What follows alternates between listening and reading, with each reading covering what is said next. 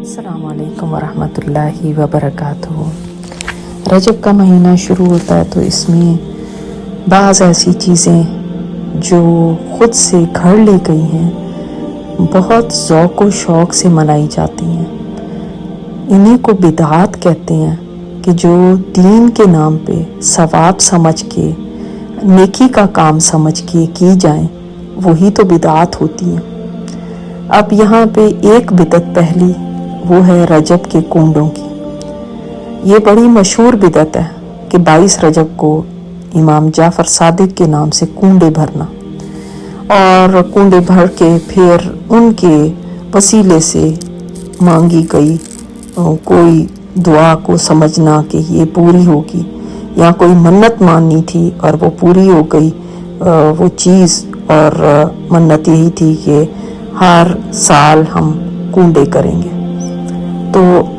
یاد رکھیں یہ غیر اللہ کے نام کی نظر ہے جو کہ حرام ہے اور شرک ہے۔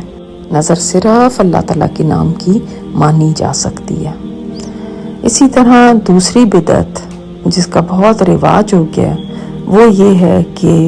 معراج کی رات کو سمجھنا کہ یہ بھی عبادت کی رات ہے اور اس کو عید سمجھنا، یا اگلے دن روزہ رکھنا اس کے اوپر خاص طور پہ کہ یہ معراج کا روزہ ہے، اور اس کی مناسبت سے جلسے جلوس یا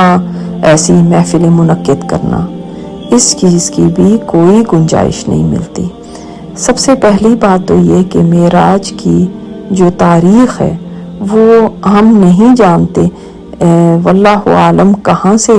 لوگوں نے یہ رجب کی یہ تاریخ متعین کر دی، جبکہ کہیں ہمیں کسی روایت سے بھی، کسی صحیح حدیث سے، کسی صحابی کے قول سے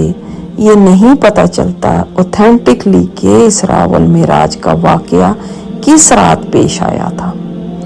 لہٰذا سب سے پہلے تو یہ کہ خود سے اس کی ایک تاریخ گھڑ لینا اور اس کے بعد اس تاریخ کو سمجھنا کہ یہ جشن کا دن منایا جائے یا اس رات کو عبادت کے لیے خاص کیا جائے، ایسا تو نبی صلی اللہ علیہ وسلم نے نہیں کیا، صحابہ کرام نے نہیں کیا، جبکہ آپ صلی اللہ علیہ وسلم مکی دور میں ہی معراج پہ گئے تھے اور اس کے بعد مدنی دور پورا پڑا ہوا ہے۔ آپ صلی اللہ علیہ وسلم نے مدنی دور میں کبھی بھی اس رات کو خاص نہیں کیا، نہ ہی صحابہ نے کیا، ورنہ ہمیں کہیں نہ کہیں ضرور ایسی کوئی بات تو مل جاتی، لیکن ہمیں کوئی بھی ایسی بات نہیں ملتی اس بارے میں، حالانکہ صحابہ کرام تو نیکی کے ہر کام میں بڑھ چڑھ کے حصہ لینے والے تھے۔ اگر اس رات میں کوئی جشن منانا یا محفل معراج منعقد کرنا یا کوئی عبادت کرنا ہوتا تو صحابہ ہم سے آگے بڑھ کے یہ کرتے، لہٰذا اس میں ایسا اجتماع کرنا یا ایسی عبادت کرنا جو خاص اس رات کی سمجھ کے کرنا، یہیں پہ تو بدعات کا دروازہ کھلتا ہے، یہی تو پھر بدعت ہوتی ہے۔ تو اللہ تعالیٰ نے اپنا دین مکمل فرما دیا، اب ایسی بدعات کی اس میں کوئی گنجائش نہیں۔ آپ صلی اللہ علیہ وسلم نے فرمایا، مسلم کی روایت ہے کہ جس نے کوئی ایسا عمل کیا جو ہمارے دین میں نہیں ہے تو وہ عمل مردود ہے، ریجیکٹڈ ہے، ناقابل قبول ہے۔ اسی طرح آپ صلی اللہ علیہ وسلم نے اپنے خطبے میں ارشاد فرمایا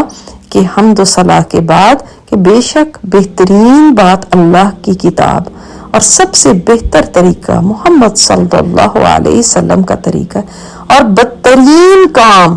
نئی ایجاد کردہ بدعتیں ہیں، اور ہر بدعت گمراہی ہے۔ اللہ اکبر، ہر بدعت گمراہی ہے اور ہر گمراہی آگ میں لے جائے گی۔ تو سوچ لیں آپ کہ اگر ہم ایسا کوئی کام کرتے ہیں اور سوچتے ہیں تو کیا فرق پڑ گیا، تو کیا حرج ہو گیا، عبادت ہی تو کر رہے ہیں۔ عبادت بے شک آپ ہر رات عبادت کیجئے، آپ دن میں عبادت کریں، آپ روزے رکھیں، شوق سے رکھیں، لیکن اگر کسی دن کو آپ نے خود سے خاص کر لیا تو کیا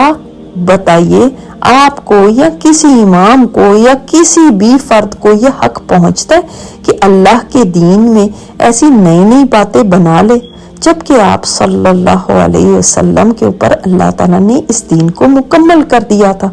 لہٰذا اب کوئی بھی فرد اٹھ کے کھڑا ہو کے آج یہ کہہ دے کہ یہ دن مبارک دن یا یہ دن عید کا دن یا یہ رات عبادت کی رات خاص طور پہ ہے،